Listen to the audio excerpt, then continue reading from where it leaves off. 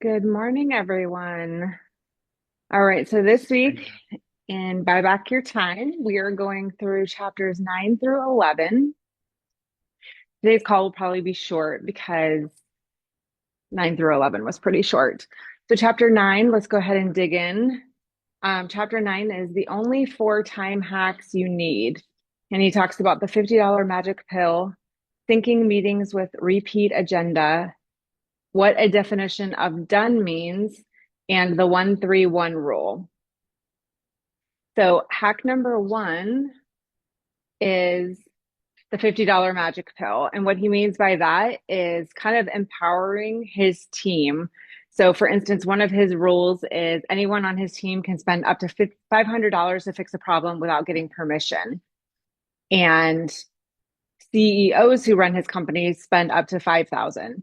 So I would say that's similar to like you guys as my VAs that I empower you guys when you schedule photos. We have the parameters set in place of based on square footage, what type of photo packages we use, and you're empowered to just go ahead, book those, and pay those as they come due.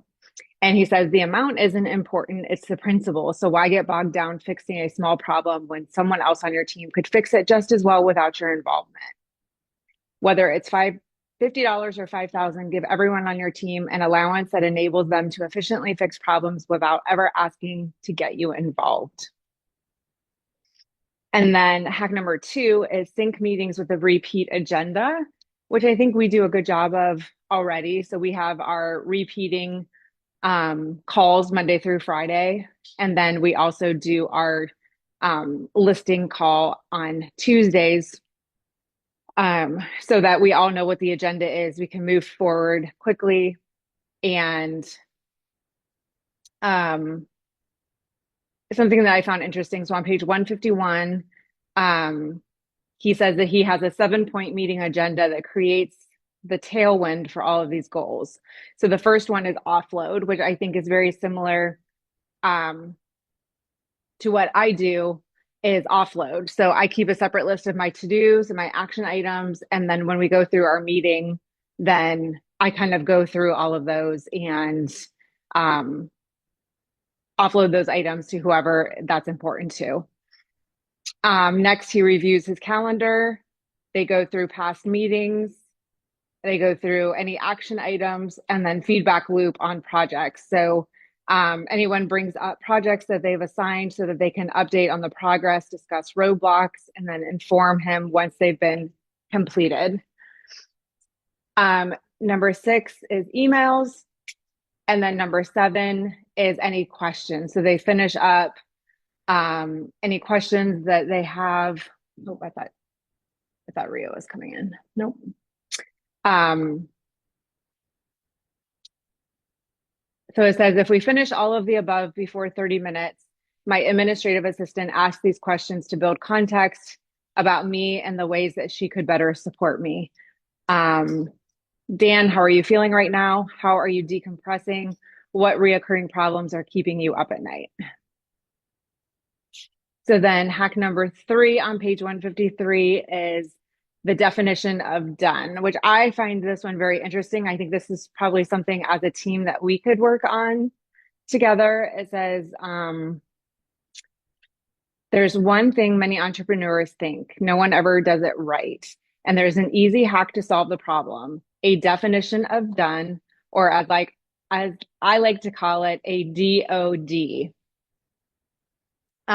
So a DOD means definition of done.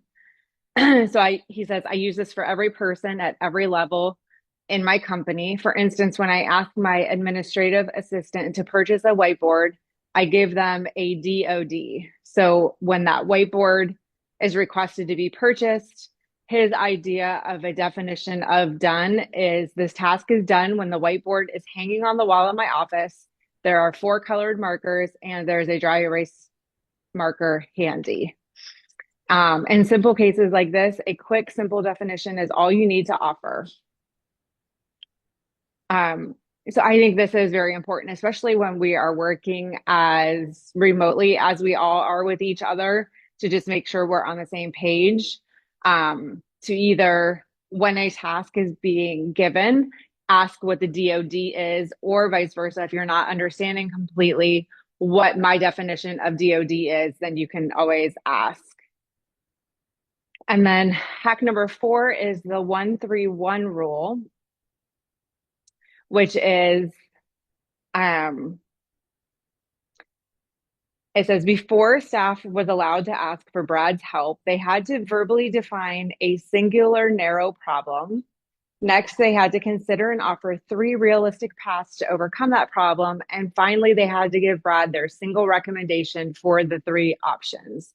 So this is on page 155. So 1-3-1 is broken down. Number 1, define the one problem that needs to be solved.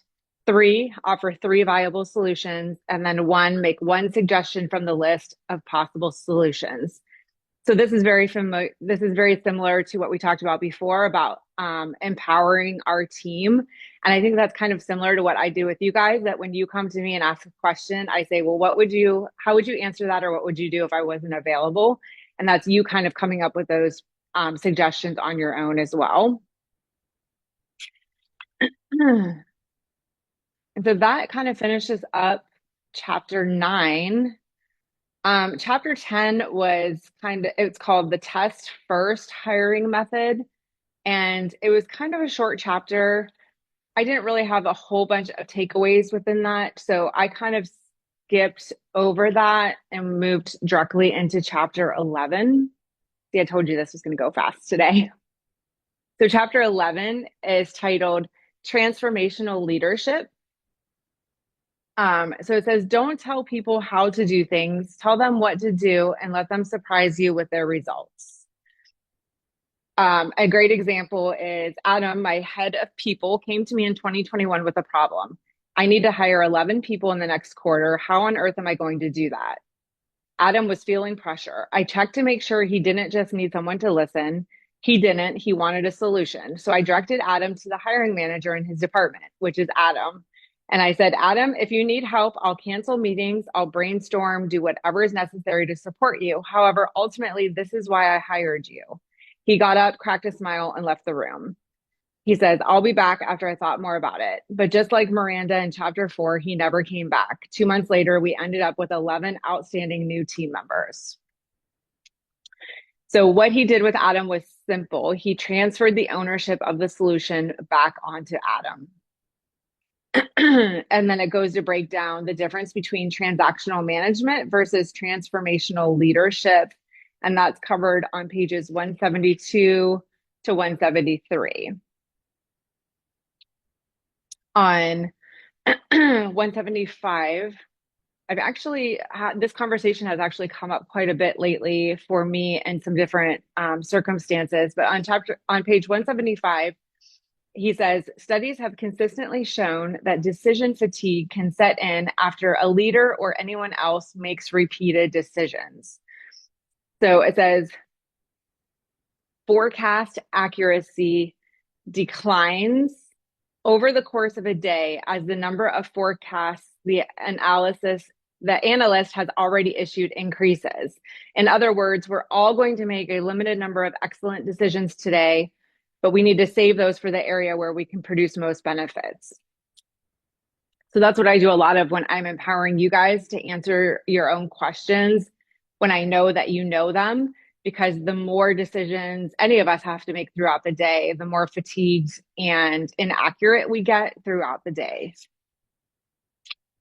Any comments on any of that?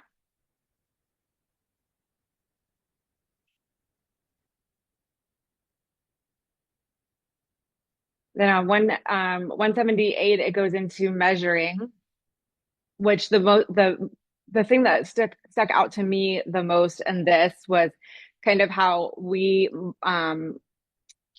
monitor and track our KPIs. And so he talks about different types of measurements and how motivation increases based on those measurements as well.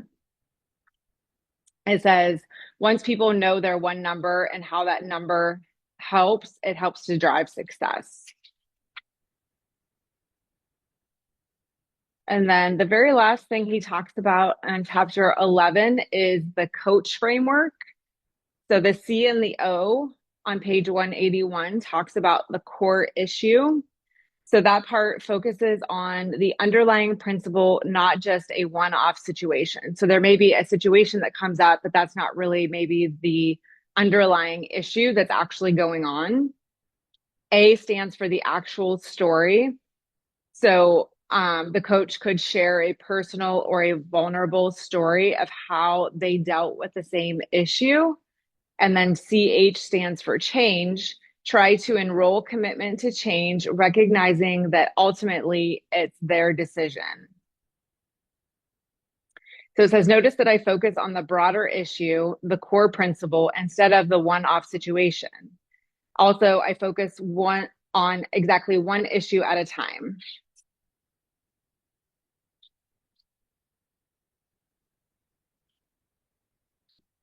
So it says, if a coach were to help you run a marathon, here's what they would do: set the outcome, which would be to complete the 2023 Boston Marathon. The second part would be to measure your weekly progress with a metric. That would be like how many miles you're going to run per week, and then coach you to success. So, an example is don't run so hard in the beginning or you'll gas yourself out. Accomplishing business goals works the same way. As a transformational leader, describe the outcome, offer a metric, and coach to success. Any thoughts or comments on that?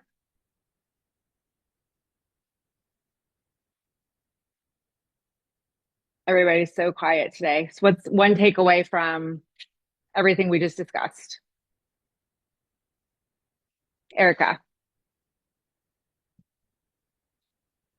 I think I'd go with questions that verifying everything just to make sure that you understand um each task that are like um assigned to you, and Yep. the best practice that we always do, most especially me working for you as your listing manager, would be every time you ask me to prepare a listing docs for a certain property, I would always ask when you need it by, just to make sure Yeah. that we're on the same page. And what did he call that in the book? Or what's the The acronym? DOD. DOD. Yeah. Okay, yeah. Mm, Definition of done. That's a good hmm. example too. Yeah. Carmela, any takeaways? For me, I think the transfer of ownership. So Mhm. like the biggest takeaway was like don't tell people how to do things. Yeah. Tell them what to do and let them surprise you with the results. And I think that's probably something I always have to work on when he's talking about. Let me find it really quick. Um,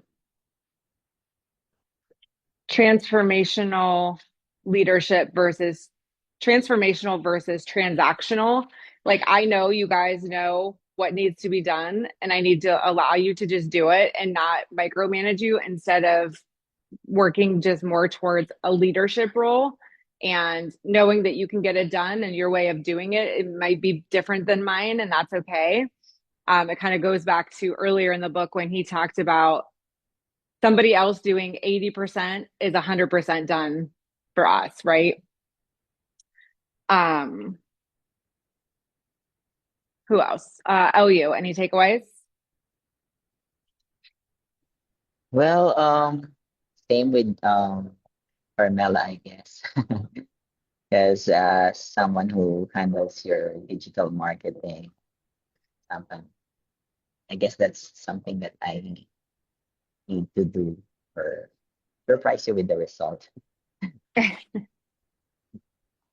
Ria, what about you? Um, First it's yeah, also same with Carmela, but um I guess I'm trying to do that sometimes when there's something that a VA is asking me about. I don't Of course, most of the time I need to show how it's done, but when I know they've already been trained about that, what I do is I don't like for example, they ask me how to do some things that I know they already know, but maybe they forgot. And then what I do is like, okay, so you'll find this you can go to this process document so you can Mhm. refresh yourself and not exactly tell them this is the Yeah. step by step on how to do it. Yeah. Yeah. And then that will kind of direct them back to maybe like the next time they are like, oh, I need to work on something. Oh, I can go back to the process docs. And that kind of Yes. eliminates you from the picture from there. Yes, that's right. And the other thing was the last one, that you talked about having like a metric. I think it mostly applies whenever I do my 12-week year, Hmm. to make sure that there are metrics or the goal should be measurable. Yeah. I think probably out of all of us, the easiest one that probably falls into is LU because we kind of track the KPIs on Mm, like everything we send out and open rates and things like that. For the VA, the other VAs, it's probably a little bit more difficult, but I would agree probably the main metric that we use for everyone is using the 12-week year. So, well, good job, everyone. I told you that was going to be quick. So next week, we're finishing up this book already. So next week will be chapter 12 through the conclusion. So it's 12, 13, 14, and then the conclusion, but they're pretty small chapters as well. So we will finish it up that next week, and then I'm starting to figure out what our next book club is going to be, and maybe a book that might um, pertain more towards the virtual assistants and more things that maybe you guys do consistently. So I might have a couple options for you guys next week, and we'll vote on which one we think might be the best to move forward after this one. So thank you all for joining me today, and I'll talk to you all soon. Thank you. Yes. Bye. bye. Bye.